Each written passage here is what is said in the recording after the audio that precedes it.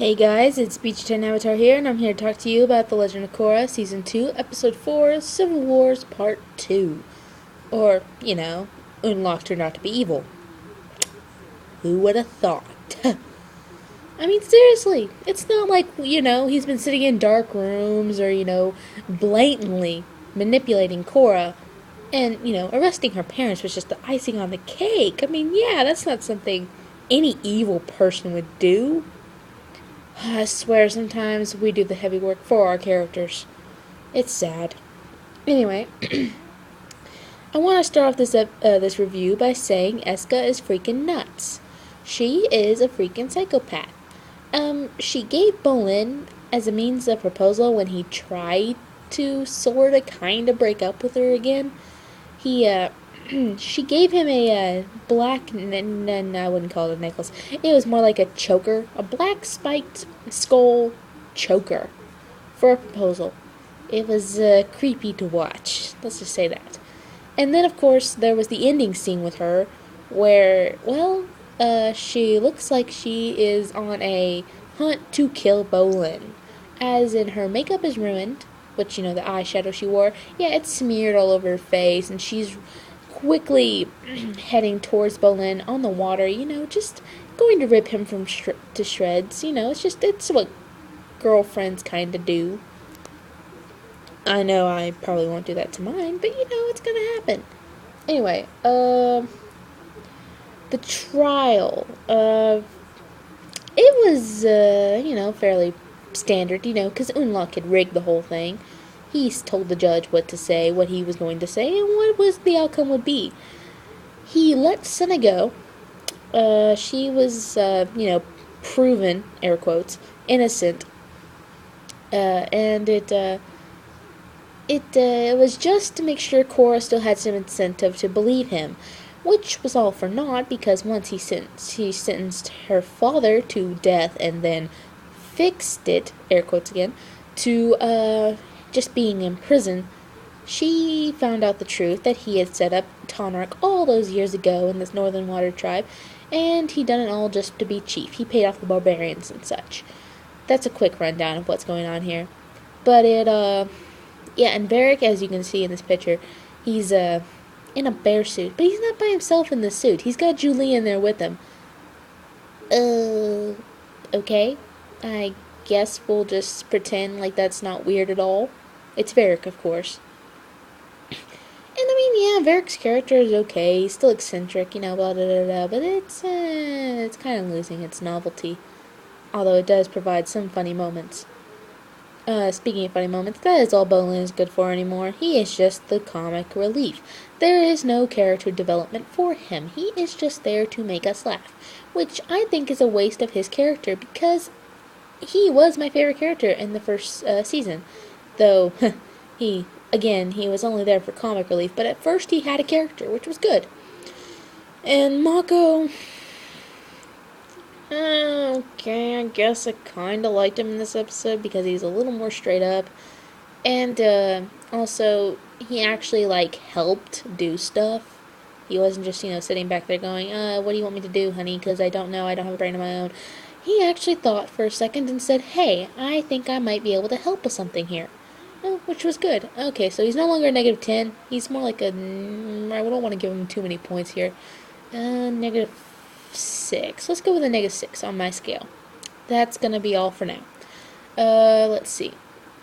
What else do we have? Oh, Asami. She was freaking back in this episode. I don't know where she was the last 2 episodes, but she was back. She helped. She drove a plane. Helped the Avatar rescue her father, which was really, really cool. Yeah, that was awesome. I love seeing Asami back in action. Reminded me of good times when Korra wasn't a brat. She was stubborn, yes, but not a brat. And speaking of Korra not being a brat, this episode she did a little better, though she was still rash and a little bit stupid at times. I mean, seriously, she threatened the judge in front of a courtroom of people. I would have done it in private. Just saying. I would have been like, yo, dude, yeah, you killed my parents, I gotta kill you. Sorry, it's just how it's gonna go. But, not in front of all those witnesses that could turn me in later. Also, let's see, there was a little bit of a confrontation with Unalak and Mako and Korra. I don't know why Asami didn't help them. I guess the creators just think, hey, she can't do much because she's a non-bender. Well, that's cool. But, yeah, there's a little bit of confrontation. And she tries to have the upper hand in this, Korra does, by saying, yeah, you still need me to, like, unlock the northern portal, so you kind of have to do what I say and get my parents out of jail. But, Unlock's like, that's where you're wrong. I don't need you. You've done your part. Sorry, loser. Game over. Yeah, Korra doesn't take that very well. I also liked Korra trying to defend her parents in the trial, and always, like, she actually thought about her parents' well-being in this, which was good. Oh my god, the scene where after Tonrak's been, like, sent to prison, Cinna's just sitting there in their house, standing there in their house, and she's crying. Oh, that broke my little bitty heart. I was just sad for her. Like, I felt her pain. And Korra, she does what she always does. She rashes in. She hugs her mom first and says, yeah, everything's going to be okay. But then she, like, just totally, does the thing with the judge. Threatens for Naga to eat the judge. Figures out Unlock is evil. And then, yeah, you go from there. Yeah, and by the way, Bo, he looks like Eska and Desna in this because he has no backbone. I think that's everything on Korra's side of this. Yeah, so I'm gonna go to the Tenzin storyline, which is he finally found Iki with this bunch of baby sky bisons, which are, oh my gosh, they're adorable. I wish I could see more of those sky bison. They seem a lot more interesting. But also, it was kind of a good parallel because she was mad at Milo and Jinora, while Tenzin was kind of mad at Bumi and Kaya. And it was a nice parallel there. But she's like, families are hard to deal with, but we can handle it. Which was nice. I thought it was cute to see Iki all wise and adorable. And I love how quickly she forgave Jinora and Milo. She's like, they say sorry, and she's like, okay, you wanna play airball? I'm like, wow, a child. Magnificent. And then, of course, Bumi and Kaya apologize to Tenzin, and Tenzin apologizes to them. It's just a good old apology fest. Also, you get to see a picture of them when they were kids with Aang and Katara, which I thought, that was beautiful. That little moment, I love Bumi's hair in the picture. It's all spiky and awesome. He looks just like the younger Bumi, which is good. Also, Bumi and Kaya had a little moment where Bumi was kind of like talking to Aang's statue, and he's like, I just hope I can make you proud of me and all this, and Kaya goes, you did make him proud, and she hugs him. Oh, it's just a sweet moment.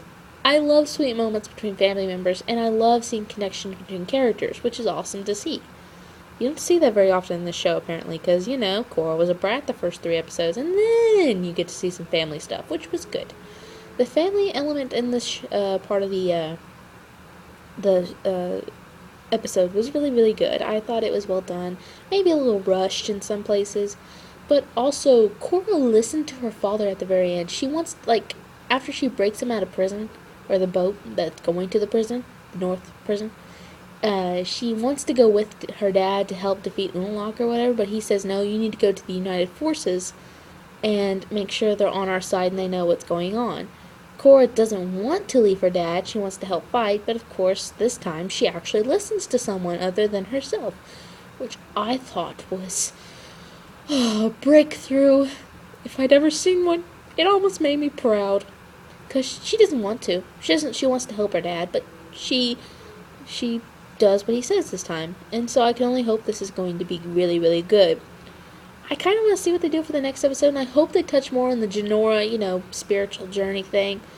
Because, this is called Spirits, not Wars. But, yeah, we'll get to it. I hope so. We still got, let's see, this is the 4th. We got 8 more episodes to deal with it, so let's just hope it goes well. I think I've touched on everything.